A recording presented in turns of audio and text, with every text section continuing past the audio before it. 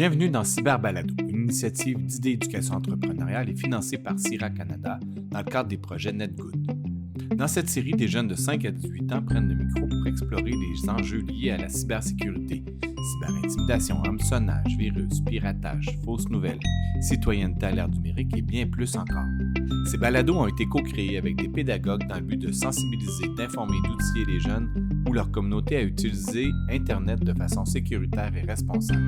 Cyberbalado s'inscrit dans un projet éducatif plus large qui comprend aussi une trousse pédagogique et des ateliers en classe pour faire de chaque jeune un acteur de changement dans le monde numérique. Produit avec des jeunes de divers groupes d'âge et provenant de milieux très variés à travers le Canada francophone, ces épisodes témoignent de l'engagement réel des jeunes et de la créativité propre à leur contexte. Place aux jeunes.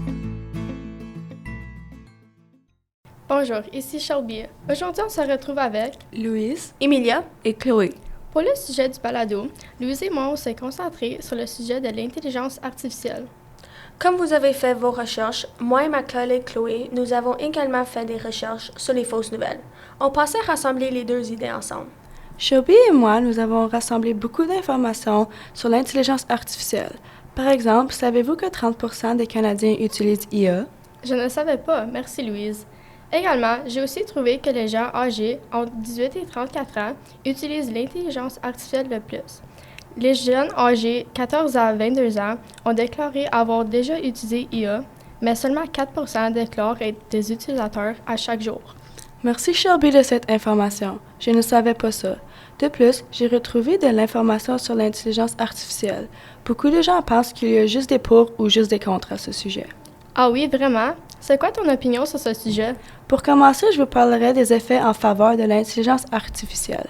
Par exemple, IA rend les tâches beaucoup plus faciles, comme les devoirs, les recherches, etc. Aussi, cette intelligence, on peut l'inclure dans divers domaines et ça peut aider pour améliorer la technologie et l'information. Finalement, l'intelligence artificielle augmente l'efficacité, la productivité et la communication. Shelby, selon toi, quelle est ton opinion sur les sujets de pour ou des contre de l'intelligence artificielle? Oui, merci Louise. Selon moi, les gens n'utilisent pas l'intelligence artificielle toujours avec des bonnes intentions.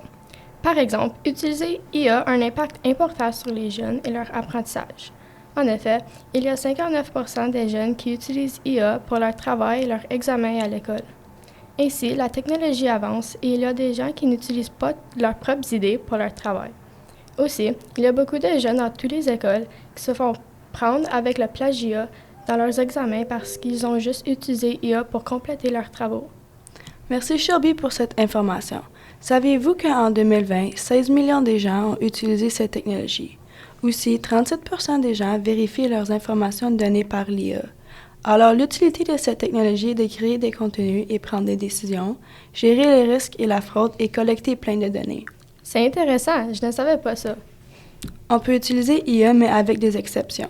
De ne pas copier exactement l'information donnée et ne pas prendre toutes les idées directement de l'intelligence artificielle sans la vérifier. Finalement, la création de IA a commencé en 1930 pour améliorer la technologie avancée.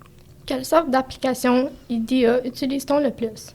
Les applications d'intelligence artificielle que les gens utilisent le plus, c'est ChatGPT, Claude, DeepSeek et Wordtune. Toi, Shelby, tu connais-tu d'autres applications? Moi, j'ai trouvé les applications suivantes: Notion AI, Add Creative et Tilio AI. Merci beaucoup de votre partage. Passons maintenant à la deuxième partie de notre balado où il sera question de nos idées sur les fausses nouvelles. Chloé, qu'as-tu à dire à ce sujet?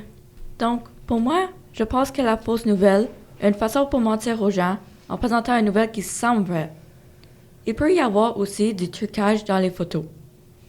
Par la suite, les gens découvrent une phrase ou plusieurs informations dans la nouvelle qui sont fausses. Oui, je suis d'accord avec toi sur ce point. Savais-tu aussi que les fausses nouvelles sont 88% sur les plateformes de médias sociaux et que plus de 2 Canadiens sur 5 trouvaient que ça devenait plus difficile de distinguer les fausses nouvelles? Merci Emilia pour cette merveilleuse statistique. J'ai un fait pour toi. Savais-tu qu'une vidéo a été circulée en novembre 2024 qui était des personnes des origines d'Haïti d'avoir voté d'une mauvaise manière que d'aller comme les autres des États-Unis pour Kamala Harris? Vraiment? La vidéo a été reconnue comme étant fausse et a été produite par une organisation de fausses nouvelles en Russie. Aussi, une personne significative dans les fausses nouvelles est Jeff Yates, qui est un expert dans la désinformation des réseaux sociaux. Quand il travaillait comme journaliste, il a décidé de créer l'émission de télévision qui se nomme Les Décrypteurs.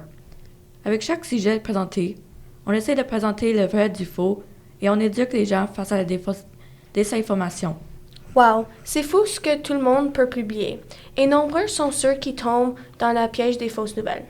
Parfois, certaines personnes peuvent partager des fausses informations sans même s'en rendre compte. On appelle cela de la mésinformation. Cela parce que l'information est partagée sans l'avoir vérifiée.